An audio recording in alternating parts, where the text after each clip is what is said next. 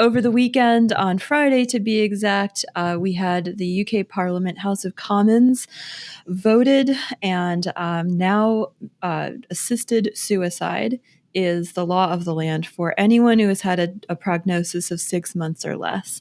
And this was a massive fight over there. The pro-life, the conservative Nigel Farage, they put up a brave fight, and we thought it was going to be a lot closer. Actually, we had a lot of conservatives saying that they were going to resist this, and they just caved in the end.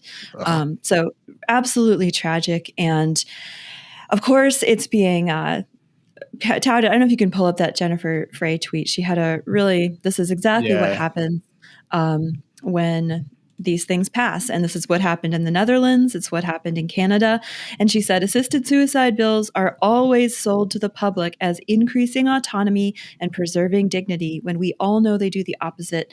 They prey on the weakest and most vulnerable among us precisely by denying their inviolable dignity and seeing them as better off dead. And of course, people argued this on the floor, and they were struck down. They were accused of hate speech and oh my gosh, and we can't use the word death. We can't use the word suicide because it's really just about dignity and choices. And killing grandma. And we know what's going to happen. Did you see the ads, Erica? Oh, the ads. The one that was the worst was there's this woman in pink pajamas and she's dancing, and there she is. And she's like, my dying wish is my family won't see me suffer and I won't have to.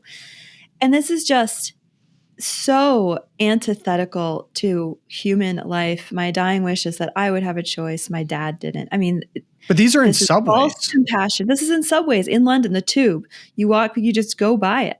And same subways, it's illegal to advertise foods high in fat or sugar.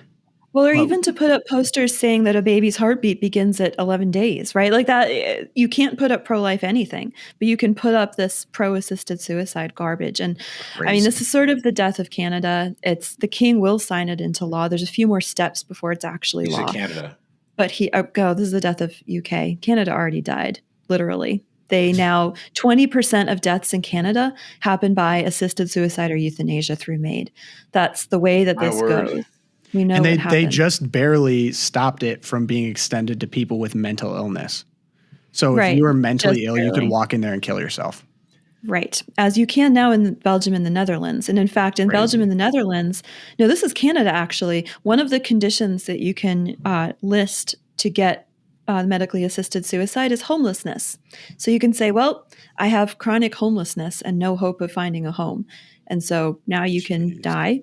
12-year-olds can be euthanized. So again, we're always accused of, you're always preaching the slippery slope. Yeah, because it's real. And you only care about, life until they're born. And then you don't after they're born. Like, we're not the ones trying to kill grandmas or 12-year-olds or people with mental illness or homeless people. You are. Exactly. And the frightening thing, it's not like Canada's a capitalist country, people. It's not like it's not a libertarian paradise, people. Well, and that's part of the point is why this is so insidious. These countries that have socialized medical care. So Britain has the NHS. We have Canada with wait times of 6 years to get a simple CAT scan. It's insane.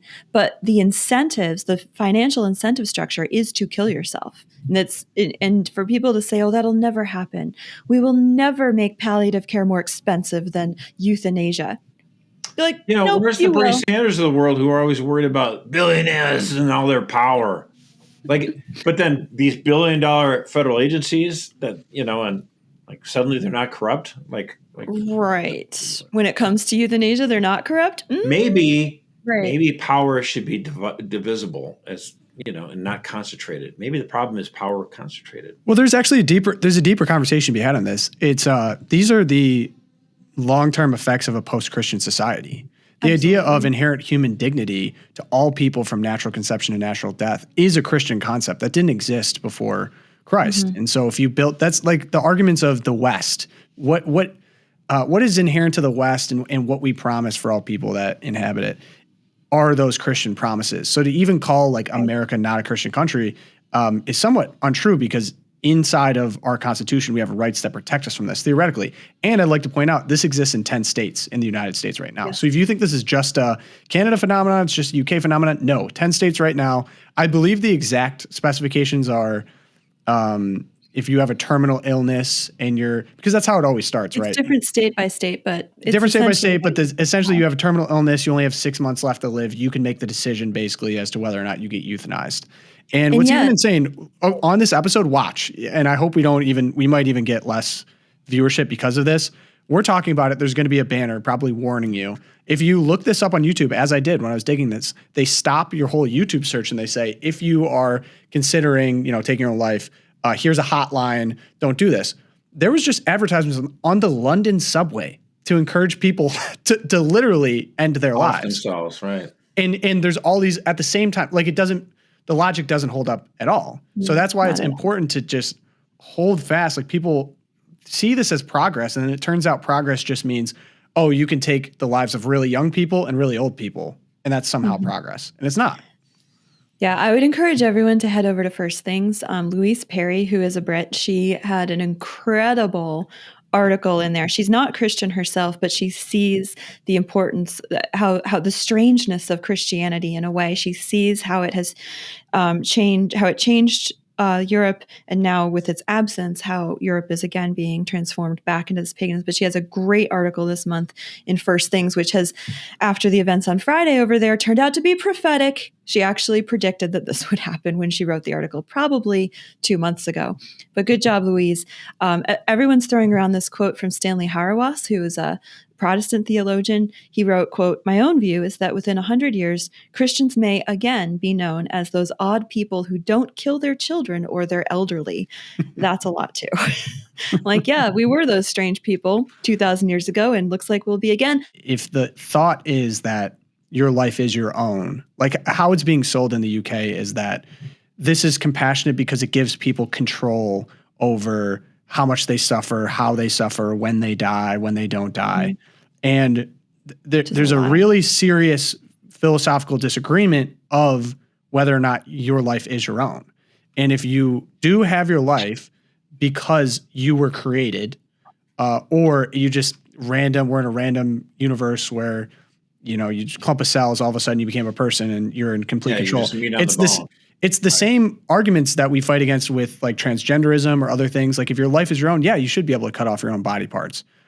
But if your life is not your own and you were created with a purpose and an idea, that this goes all the way back to the Greeks. Like, why am I here? What is the good life?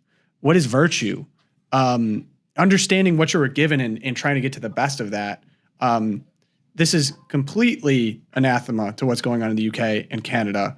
Not how do we get to the best life, or what does my life mean? What does suffering mean? Why do these things happen? It's okay. You're no longer useful to the state, so here's a euthanasia packet.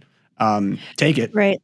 And the thing about I don't want my kids to see me suffer breaks my heart, because it is not the worst evil in the world to see your parents suffering in their old age and to serve them in that and to care for them in that. That is a transformative experience, just like caring for a newborn infant, just like caring for someone who's utterly dependent on you through disabilities throughout their life. That is a blessing to you, the caregiver. It is not a curse. It is not something to be avoided at all costs. So for these elderly people to feel like, well, I just don't want my daughter to have to take care of me. It is so backwards to the truth about who we are as human beings. It's one thing to say, I don't want to have excessive pain, but we have medicinal things for that. Palliative care that can take away that pain. And then people are like, I don't want to be a burden on my kids. Like, you know what? Don't short circuit the opportunity to have those important conversations with your children. Yeah. It's at the end of one's life where someone has that opportunity. And when someone's life is about the end, where you just say, I'm so sorry I made such a big deal about that. And you can find reconciliation. Yeah. Instead, it's just like, oh, well, take the pill. Goodbye. Cut it off. Gosh, yeah, that really is dark.